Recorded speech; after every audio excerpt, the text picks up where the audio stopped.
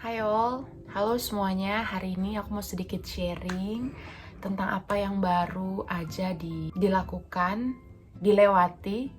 Sharing ini tujuannya cuma satu, bahwa sebelumnya kalau misalnya ada suara berisik-berisik, mohon maaf ya karena ada renovasi di belakang. Jadi belum lama ini di bulan Maret, aku ikut sebuah kegiatan seleksi menjadi narasumber berbagi praktik baik dari Kemdikbud. Dan puji Tuhan ternyata lolos gitu.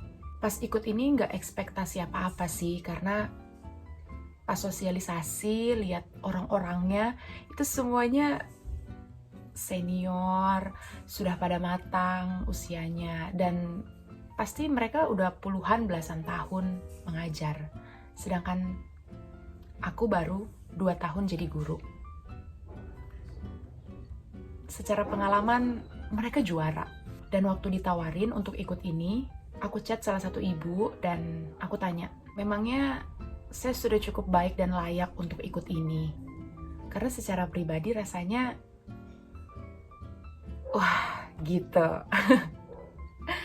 Karena ini bukan tingkat kota, tapi tingkat provinsi, bahkan bisa dibawa ke nasional. Jadi banyak sekali pertimbangan, karena mempertimbangkan pastinya kalau kita ikut sesuatu hal, kita harus tahu juga dong kapasitas diri kita. Itu yang pertama. Dan beliau bilang, gak apa-apa, coba aja. Saya lihat kamu bisa. Singkat cerita, mulai daftar, harus kerjain juga beberapa pelatihan di platform Merdeka Belajar, dan itu banyak, cukup banyak. Lalu mulai kirim juga contoh praktik baik mengajar yang udah pernah aku lakuin. Lalu pendaftarannya juga kita disuruh tulis esai. Pertanyaannya kurang lebih ada 5 atau sekian begitu. Dan aku mulai nulis esainya, apa adanya, terbuka sama cara mengajar dan penerapan kurikulum Merdeka yang udah pernah aku lakuin di kelas. Dan aku daftar itu 2 hari sebelum pendaftarannya tutup. Karena baru tahu infonya juga udah akhir Maret gitu. Setelah itu aku daftar, udah kerjain semua-semuanya, buat esainya, kirim dokumentasi, praktik baik yang sudah pernah dilakukan, dan nunggu hasil seleksi. Maret berlalu, masuklah ke April, aku kira pengumumannya itu tanggal 4 April. Coba cek email, dan gak ada info apa-apa. Sampai suatu ketika, ada di share, ternyata lolos. Puji Tuhan. Dan aku bersyukur banget ikut kegiatan ini, selain punya pengalaman, punya juga kenalan baru dari Bapak Ibu Guru, belajar dari senior-senior, karena sejujurnya umur aku yang paling muda di situ. Dan pas ikut kegiatannya juga ada terlintas, ya ampun, siapakah aku ini? Karena di sana banyak orang-orang hebat yang sudah berpengalaman.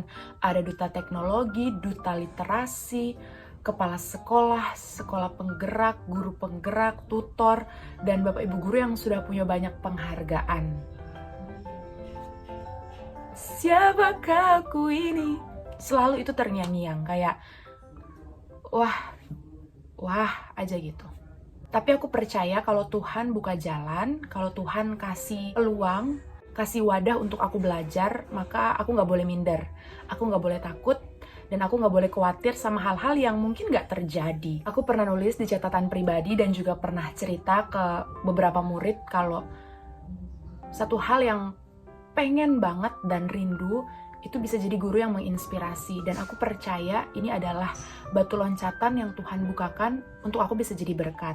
Jadi setiap ketakutan, kekhawatiran, rasa tidak layak, siapakah Diana ini yang pengalamannya juga masih minim, tapi aku percaya kalau Tuhan pilih dan mau pakai, maka Tuhan pasti akan mampukan.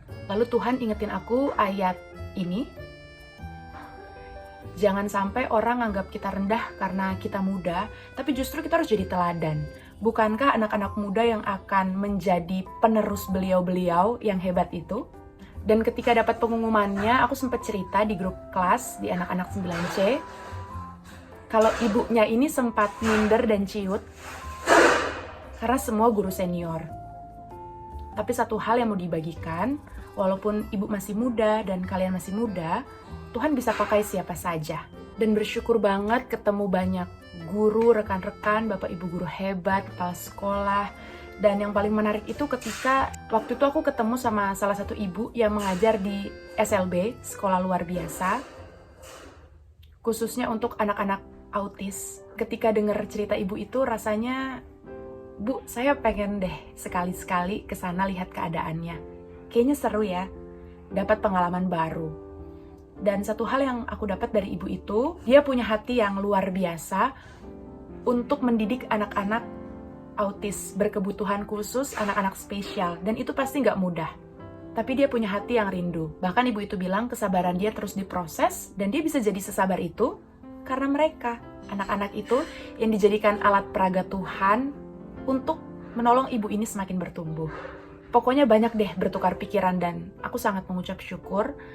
Terlepas dari tugas-tugas yang banyak dan belajar sampai malam, semuanya sangat luar biasa dan thank God, bersyukur sama Tuhan buat setiap kesempatan yang boleh dilakukan. Dan terakhir yang mau aku katakan bahwa gak usah takut, gak usah minder, walaupun kita masih muda, kita gak berpengalaman, tapi percayalah kalau Tuhan pilih dan pakai, Dia pasti mampukan.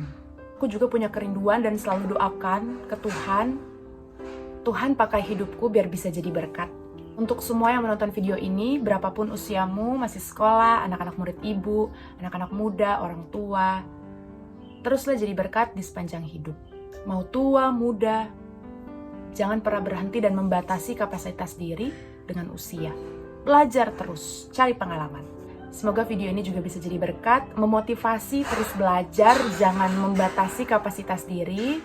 Lakukan aja bagian kita dengan taat dan setia, sebab nanti Tuhan yang akan memimpin kita ke jalan-jalan yang mana yang mau Dia tetapkan buat kita lakukan, buat kita layani, buat dimana kaki kita berpijak dan jadi berkat.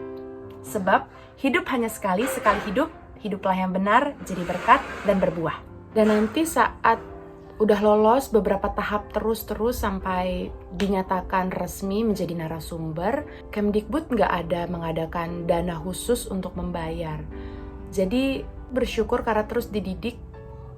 Ikut kegiatan ini bukan karena apa yang kita dapat, tapi memberi, menginspirasi dari hati. Bukan karena apa yang didapat, tapi apa yang diberi. Dan bukankah hidup tentang itu? Semangat untuk anak-anak muda, guru-guru muda, bapak ibu guru senior, terus jadi berkat.